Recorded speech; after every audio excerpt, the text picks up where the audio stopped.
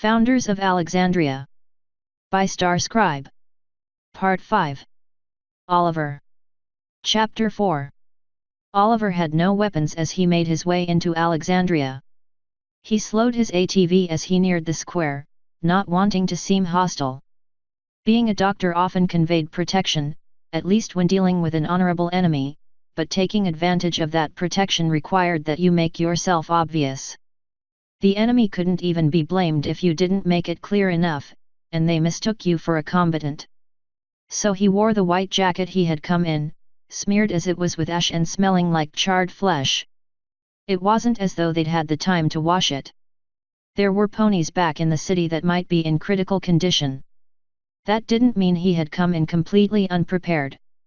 Once Joseph had learned of his intention, the unicorn had switched gears completely, working with Alex on a way to mitigate the danger of his mission. Unfortunately, a few more hours of flying time hadn't been enough to invent some magical force field he could hide on his person or anything like that, but it had been enough for something else. His first preparation didn't go on his person at all, it would go in him.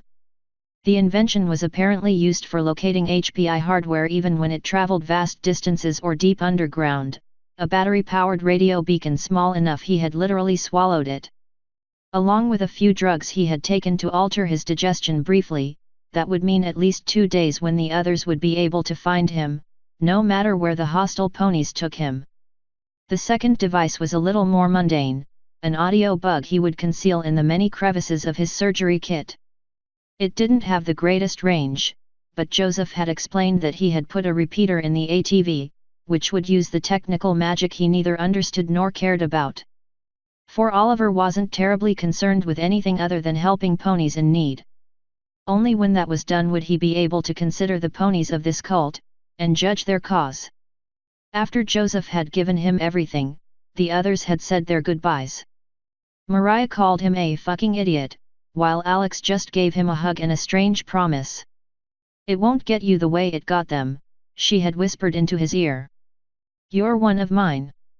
I promise, I won't let it keep you." He hadn't known what to say to that, so he just waved and drove away, his electric ATV pulling a little trailer behind it filled with his medical gear. Thus, he found himself approaching the library. The public library looked exactly as he remembered it, with one important difference: there were armed ponies standing around it. As he approached, several ponies emerged from inside, not all of them immigrants he knew. He kept his eyes open for Sky or Adrian, but saw no sign of either one. Ryan met him on the sidewalk. The dark purple unicorn had swapped out a pair of baggy pants for nothing at all. Nor was he the only one who had made similar moves away from human clothing styles. He could see the unicorn's cutie mark now, a broken crown of gold in a style he'd never seen before. Oliver could see at least a dozen different ponies, and most of them were unfamiliar. They hadn't been part of the group of immigrants that had made their way into Alexandria. Where the hell had they come from? "I'm here." He got off the ATV, switching its motor off and leaving it parked right in front of the steps. He moved very slowly. He felt all the eyes on him, though none of the ponies raised weapons. A few, including Ryan himself, were unicorns. Why bother with guns when you had a atomic projector on your head? "I'm unarmed. Here to help with your injured. Let Adrian go." Ryan nodded very slightly, and the gathering of strange ponies moved very subtly to surround him. None got close, but they formed a loose ring, ready to spring if he tried to bolt. Oliver was fast, and he was strong. These ponies would not be so easy to escape from. Of all the faces he actually recognized, only Carol and Ryan had ditched their clothes. The others, such as bulky Abrams, remained dressed as they had been. Was this his way of telling the equestrians from the humans? Did it even matter which was which, if one group was helping the other? Of course. "He is inside, with the injured. Is that large box for healing?" He nodded. "It's a field surgery kit." He made to reach for it, but Abrams stepped up to block the way. There was something strange in his eyes, something Oliver couldn't quite place. It unnerved him all the same, sent a shiver down his spine. No need to carry it, human doctor. My ponies will get it. He made a gesture, and one of the unicorns he hadn't seen before lifted the box in her magic, hefting the huge surgery kit as though it weighed nothing at all. Unicorn levitation was incredible stuff. How is their condition? Oliver followed Ryan as though he had just arrived at his shift in Mercy General. It didn't matter that he was surrounded by dangerous cultists, and might never escape. It didn't matter that at least some of them might be from another world. All that mattered was healing. They are alive, Ryan answered, flicking his tail in a shrug. Watching him, Oliver found that all the pretended awkwardness was gone from his appearance. He didn't stumble anymore, didn't pretend to trip on his hooves, or let his horn spark with random magic. He moved smoothly, more smoothly than anyone in Alexandria ever had. His sense for health told him that he was observing the movement of a healthy, adult native who had never known another body. They were in trouble. Not only were they outnumbered, but they were facing down unicorns and Pegasi and earth ponies that understood how to be what they were. It was a good thing he didn't have to concern himself with how to win. Alex would worry about that. He only had to do some healing. They passed a charred pile on the dry grass, surrounded by stones. It still smelled like charcoal and burning plastic. He didn't concern himself with that, not yet. There were bigger problems to worry about. He found Adrian waiting for him in the entryway, in worse condition than Oliver had ever seen him. This said a great deal, since he had operated on his wing with only the preparation of a few medical books and had nearly watched him die under the knife.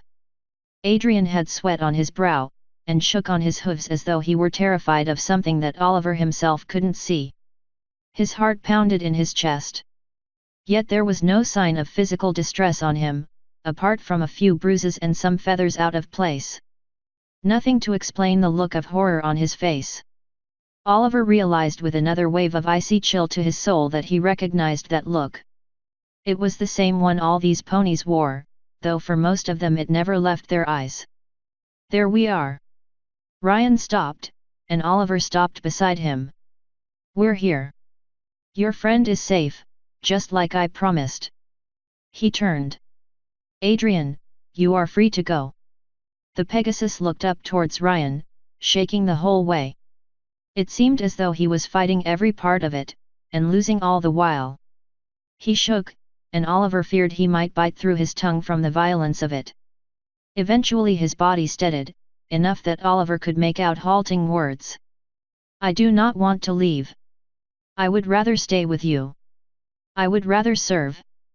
Ryan raised his eyebrows, in exaggerated surprise. Really? He glanced briefly to Oliver, meeting his eyes with a satisfied sneer. You're free to go, Adrian. Are you telling me you don't want to go? Adrian lifted one hoof. The gesture was small, only a few millimeters. Oliver wouldn't have noticed at all if he hadn't been looking for something like it. He held up the hoof for just a few seconds, then put it back down where it had been resting. And no. I do not wish to leave. The others have been deceived. I would rather stay. I would rather help protect my home from them. Oliver had never seen anything more horrific in his life, and only last night he had watched a good friend's neck break right in front of him. He would have turned and ran right then, heedless for his chances, except that there were still ponies in danger. He had volunteered to come here. He would see it through, regardless of the consequences. He will be happy for your service, Ryan said, then. I was true to my word, pony. The pony Adrian has been released, he is free to go. We cannot be blamed for the choices he makes. Oliver felt revulsion as he watched. Adrian's eyes were helpless, his body plagued by constant twitches and strains. It was like watching a miniature seizure.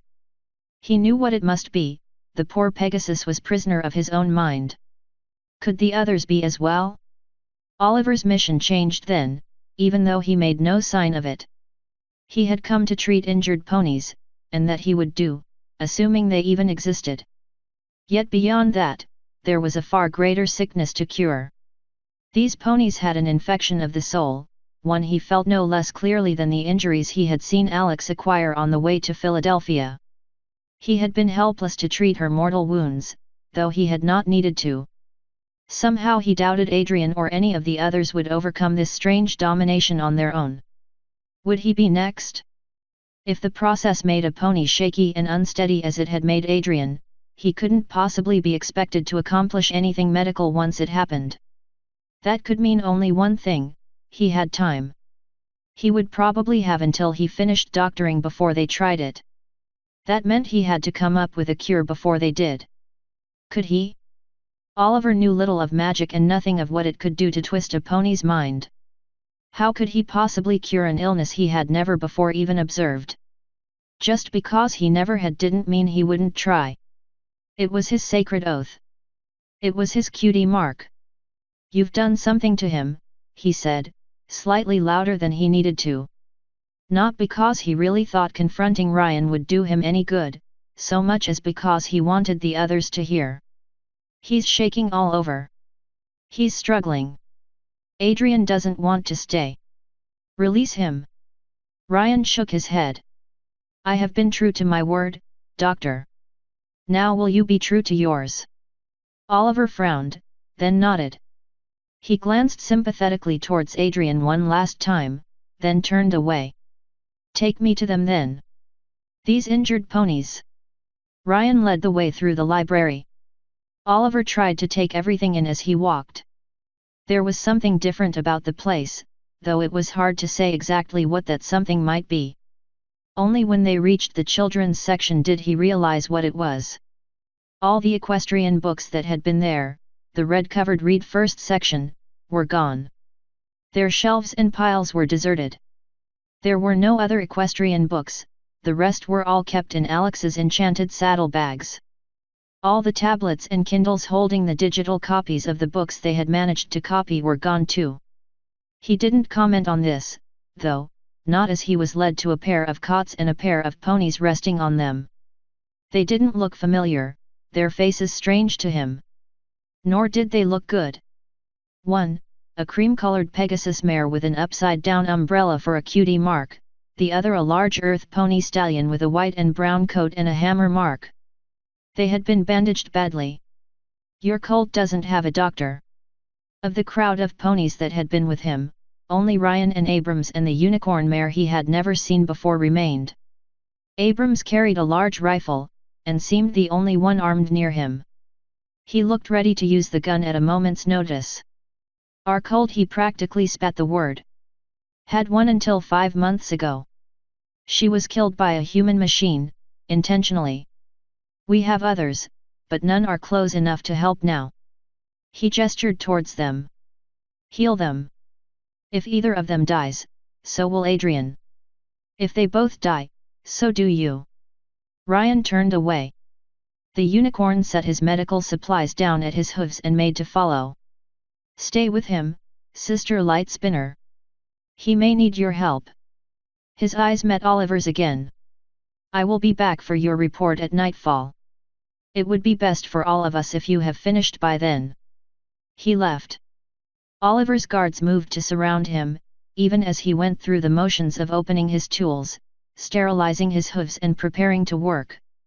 Field surgery on a species he barely knew, with the pressure of his own death and that of a friend weighing on him? Simple. Having to solve the problem of apparent mind control during that same period? It couldn't be that much harder, could it? It was going to be a long day. At least his radio transmitter was one way. It would be good not to have to hear any pony say "told you so."